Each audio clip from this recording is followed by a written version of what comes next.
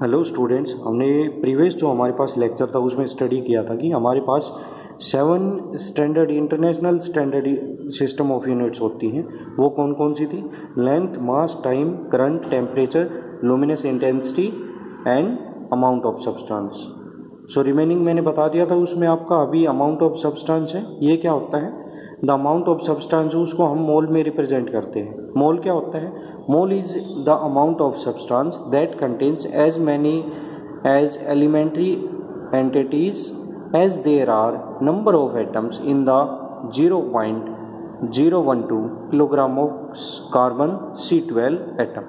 ठीक है, carbon C12 है, ठीक है, उसके 0.012 किलोग्राम में कितने एटम्स होंगे, वो अमाउंट ऑफ सब्सटेंस है, उसको डिफाइन करेगा या मोल को डिफाइन करेगा।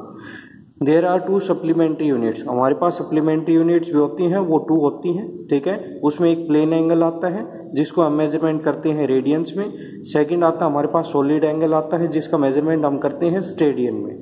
स्टेडियन में हम इसका सॉलिड एंगल का मेजरमेंट करते हैं और रेडियन में मेजरमेंट करते हैं प्लेन एंगल्स का। ठीक है, 2 प्लेन लाइंस होती हैं, उनके बीच में एंगल जो होगा उसको हम क्या कहते हैं? प्लेन एंगल्स कहते हैं। सॉलिड एंगल जो ओनली होता है वो आपका 3 डायमेंशनल होता है। ठीक है, ये क्यूब हो गया, कोन हो गया, इसमें आपको सॉलिड एंगल है वो फाइंड आउट करते हैं। प्लेन एंगल्स है, इट इज 2 डायमेंशनल, ये 2 डायमेंशनल होता है। जैसे आपके ट्रायंगल्स हैं, स्क्वायर है, सर्कल है, जो आपके 2 डायमेंशनल फिगर्स होते हैं उसमें प्लेन एंगल आपका इन्वॉल्व होता है। और जो आपके 3 डायमेंशनल्स जो आपके फिगर्स है उसमें आपका सॉलिड एंगल आपका आता है। सो प्लेन एंगल क्या होता है? फॉर एग्जांपल मेरे पास यहाँ पे एक ट्रायंगल है, इसमें ये एंगल मेरे पास फॉर एग्जांपल थीटा है। ठीक है, ये एंगल थीटा है और यहाँ से यहाँ तक की डिस्टेंस r है। ठीक है, और यहाँ पे एक सर्कल का मैंने स्मॉल पार्ट लिया हुआ है। ऐसे ये कंप्लीट एक सर्कल था, कंप्लीट ये सर्कल है। ठीक है, उसका मैंने स्मॉल पार्ट लिया हुआ है। उसमें क्या है? उसकी रेडियस r है और उसकी लेंथ, आर्क लेंथ है वो l ले रखी है। सो यहाँ पे जब आप एंगल फाइंड आउट करेंगे, सो ये plane angle will be equal to क्या होगा? Arc upon radius. आर्क की लेंथ कितनी हमारे पास? l है, रेडियस r है। So theta will be equal to l upon क्या आ जाएगा? r आ जाएगा। सॉलिड एंगल जब हम फाइंड आउट करते हैं उसको हम किससे डिनोट करते हैं? ओमेगा, ओमेगा से डिनोट करते हैं। ठीक है, जैसे फॉर एग्जांपल यहाँ पे सरफेस एरिया है वो ds आ गया और यहाँ पे जो रेडियस है सॉलिड एंगल जहाँ फाइंड आउट करना है इसकी रेडियस r है। So omega will be equal to आपका होगा ds अपॉन r²। नेक्स्ट हमारे पास आता है इसमें डिराइव्ड फिजिकल क्वांटिटीज आती हैं। डिराइव्ड फिजिकल क्वांटिटीज क्या होती हैं? ठीक है, जो हमारे पास फिजिकल क्वांटिटी है, ठीक है, उन्हीं का हम यूज करके अनदर क्वांटिटीज है उनका मेजरमेंट करते हैं, डिराइव करते हैं, उनको हम डिराइव्ड फिजिकल क्वांटिटी कहते हैं। So the physical quantity that can be express in terms of fundamental quantities are called derived physical quantities. ठीक है, जिनको हम फंडामेंटल क्वांटिटी है या फिजिकल क्वांटिटी है उसमें एक्सप्रेस कर सकते हैं, उनको हम क्या कहते हैं? उसको हम डिराइव्ड फिजिकल क्वांटिटीज कहते हैं। जैसे फिजिकल क्वांटिटीज में हमने क्या स्टडी किया था? फिजिकल क्वांटिटीज में हमने स्टडी किया था लेंथ, मास और टाइम। ठीक है, यदि हम इनका यूज करके एक फॉर्मूला ड्राइव करते हैं, speed will be equal to distance upon time. So यहाँ पे स्पीड ने किसका यूज किया? फिजिकल जो हमारे पास फंडामेंटल क्वांटिटीज है उनका मेजरमेंट किया और एक फॉर्मूला ड्राइव कर लिया स्पीड के लिए। तो स्पीड क्या हो गई हमारे पास? डिराइव्ड फिजिकल क्वांटिटी हो गई, क्योंकि स्पीड है उसका हमने डेरिवेशन, उसका जो हमारे पास है स्पीड का फॉर्मूला वो हमने कहाँ से ऑब्टेन किया है? वो हमने फिजिकल क्वांटिटीज हैं या जो फंडामेंटल क्वांटिटीज हैं उनसे हमने स्पीड को यहाँ पे क्रिएट किया है, प्रोड्यूस किया है उस फॉर्मूले को। इसलिए हम क्या कहते हैं? स्पीड है वो हमारे पास क्या होगी? डिराइव्ड फिजिकल क्वांटिटीज होगी। सो फिजिकल क्वांटिटीज क्या होती हैं? वे क्वांटिटीज हम जिनको मेजरमेंट कर सकते हैं। और डिराइव्ड फिजिकल क्वांटिटी क्या होगी? फिजिकल क्वांटिटीज का आप यूज करके कुछ आप डिराइव्ड क्वांटिटीज हैं, ठीक है, वो बनाते हैं, उनको आप क्या कहते हैं? डिराइव्ड फिजिकल क्वांटिटीज कहते हैं। जैसे आपने यहाँ पे फिजिकल क्वांटिटीज का यूज करके स्पीड है उसके लिए फॉर्मूला आपने डिराइव कर लिया, इसलिए speed is a derived physical quantities. Next हमारे पास आता है कि मेजरमेंट हम किसी भी क्वांटिटीज का कैसे करते हैं। सो measurement of A quantity will be represented by Q, Q से हम डिनोट करते हैं। मेजरमेंट है किसी क्वांटिटीज़ का आपने लिया है, वो किसके इक्वल होगा, उसकी numerical value into size of unit.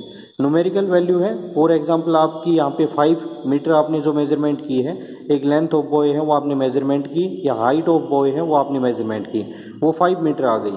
तो क्या हो गया, आपने फिजिकल क्वांटिटीज़ है उसकी मेजरमेंट को कैसे डिफाइन किया, 5 जो हमारे पास है ये 5 न्यूमेरिकल वैल्यू है, और m क्या हो गया, साइज ऑफ यूनिट है जिसमें आप इसको डिनोट कर रहे हैं। या 500 सेंटीमीटर आपने मेजरमेंट किया तो 500 आपकी न्यूमेरिकल वैल्यू है जिसको n से डिनोट कर रखा है, और cm क्या है, साइज ऑफ यूनिट, u से आपने डिनोट कर लिया।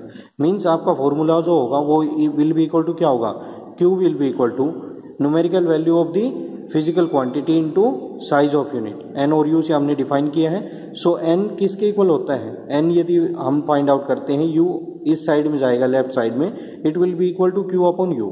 It means q will be equal to nu which will be equal to constant, क्योंकि आपने यहाँ पे मेजरमेंट 5 मीटर किया तो ये कॉन्स्टेंट क्वांटिटी रहेगी, वो 5 मीटर ही होगा जब तक ये वैल्यूज आपकी चेंज नहीं होती है। सो आप यहाँ से डिराइव कर सकते हैं, ठीक है। वन फिजिकल क्वांटिटीज़ के लिए क्या होंगे, n1 u1 will be equal to n2 u2, क्योंकि ये दोनों इक्वल्स यहाँ पे क्या है, फॉर एग्जांपल ये आपने 5 मीटर है उसके लिए आपने मेजरमेंट किया है, ये 500 सेंटीमीटर के लिए मेजरमेंट किया है, तो न्यूमेरिकल वैल्यू दोनों की चेंज हो गई, यहाँ पे 5 है, यहाँ पे 500 है, और साइज ऑफ यूनिट है वो मीटर है, यहाँ पे सेंटीमीटर है, बट दोनों क्या है, इक्वल है। 5 metre will be equal to क्या होता है, 500 centimetre. So formula is right, it will be equal to q will be equal to nu।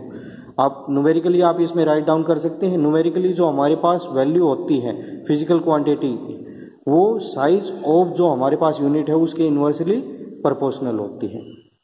So formula क्या आएगा न्यूमेरिकल्स के लिए आपका, q will be equal to n1 u1 will be equal to n2 u2। Next है, यदि हमें ऐसा ही units है वो हमें राइट डाउन करनी है तो उसके लिए हम क्या प्रिकॉशंस है वो लेते हैं, या क्या स्टेप्स हैं वो इन्वॉल्व होते हैं, या क्या गाइडलाइंस होती हैं ऐसा यूनिट्स राइट डाउन करने के लिए। सो सबसे फर्स्ट वन आती है सिंबल्स ऑफ यूनिट। आप यूनिट्स का मेजरमेंट करते हो, फॉर एग्जांपल लेंथ का मेजरमेंट आपने कर लिया, मीटर में किया या आपने सेंटीमीटर में किया, उसके लिए सिंबल्स आप डिनोट करते हैं। तो वो क्या होंगे, सबसे पहले होगा, हम मोस्टली जो सिंबल्स यूज़ करते हैं, सिंबल जो यूनिट के लिए यूज़ करेंगे वो हम स्मॉल लेटर्स में यूज़ करेंगे। फॉर एग्जांपल उनका जो फर्स्ट लेटर होगा वो स्मॉल होगा, ग्राम है, सेंटीमीटर है, इनमें क्या होगा, ये स्मॉल लेटर्स में, ठीक है। कैपिटल लेटर्स में हम उन्हीं को इन्वॉल्व करेंगे जिनका नेम है आफ्टर किसी साइंटिस्ट के बाद लिया गया है। जैसे न्यूटन है, उसने न्यूटन लॉ ऑफ मोशंस दिया था, इसलिए हम यहाँ पे यूनिट मेजरमेंट जो फोर्स का करते हैं, फोर्स का यूनिट मेजरमेंट हम किस में करते हैं, न्यूटन में करते हैं। मास का मेजरमेंट करेंगे तो मास किसी के साइंटिस्ट के नेम के बाद राइट डाउन नहीं किया गया है, लिया नहीं गया है, इसलिए मास का मेजरमेंट ग्राम में स्मॉल लेटर्स में यूज होगा, ठीक है। ग्राम या किलोग्राम है, इसमें आपका मास मेजरमेंट होगा। सो सिंबल्स ऑफ यूनिट है ऑलवेज स्मॉल लेटर्स में लिखे जाते हैं, कैपिटल लेटर्स में उन्हीं को हम राइट डाउन करते हैं, उनकी यूनिट्स के लेटर्स को जिनका नेम है वो किसी साइंटिस्ट के नाम पे हो। किसी भी यूनिट है हमारे पास, उसके बाद कोई भी फुल स्टॉप्स है सिंबल्स के बाद वो नहीं लगता है। जैसे आपने सेंटीमीटर लिख दिया, वहाँ फुल स्टॉप नहीं लगा सकते आप, ठीक है। ग्राम राइट डाउन कर दिया, फुल स्टॉप नहीं लगा सकते। सो सिंबल्स ऑफ यूनिट्स है, उसके after that we can not place full stop. Next one इसमें आता है आपका प्लूरल फॉर्म। प्लूरल फॉर्म है, उसमें हम राइट डाउन नहीं कर सकते हैं। ग्राम है तो ग्राम में ही राइट डाउन होगा, इसको हम ग्राम्स नहीं राइट डाउन कर सकते हैं। सेंटीमीटर है तो हम इसको सेंटीमीटर्स राइट डाउन नहीं करते हैं। मीन्स जो हमारे पास यहाँ पे सिंबल्स प्लूरल फॉर्म में होंगे उनको हम प्लूरल फॉर्म्स में राइट डाउन नहीं कर सकते हैं। जैसे सिंबल्स GMS है, इसको हम नहीं ले सकते, ग्राम लेंगे instead of that one. Centimetres है, इसको हम CM लेंगे, सेंटीमीटर, S नहीं लगाएंगे, प्लूरल फॉर्म से वो हम नहीं लेंगे इसमें। नेक्स्ट हमारे पास आता है जब हम किसी भी यूनिट का फुल नेम राइट डाउन करते हैं, ठीक है। जब हम फुल नेम राइट डाउन करते हैं उस पे सारे लेटर्स हैं वो स्मॉल में होने चाहिए यूनिट्स के। जैसे मेरे पास यहाँ पे सिंबल्स आपने लिया था N, तो वो कैपिटल में आएगा, क्यों, साइंटिस्ट के नेम के ऊपर है। बट यदि इसको मैं कंप्लीटली राइट डाउन करता हूँ फुल फॉर्म न्यूटन, तो ये ऑलवेज स्मॉल लेटर्स में आएगी। तो यूनिट्स वो ऑलवेज फुल नेम में राइट डाउन करते हैं तो स्मॉल लेटर्स में आते हैं। इसके बाद आपके आएंगे प्रीफिक्स एंड प्रैक्टिकल यूनिट्स होती हैं मेजरमेंट के लिए, ऑर्डर ऑफ मैग्नीट्यूड, ये हम लास्ट में करेंगे। इससे पहले हम डायरेक्ट और इनडायरेक्ट मेथड्स हैं मेजरमेंट के लिए, लेंथ, मास एंड टाइम, वो हम स्टडी करेंगे।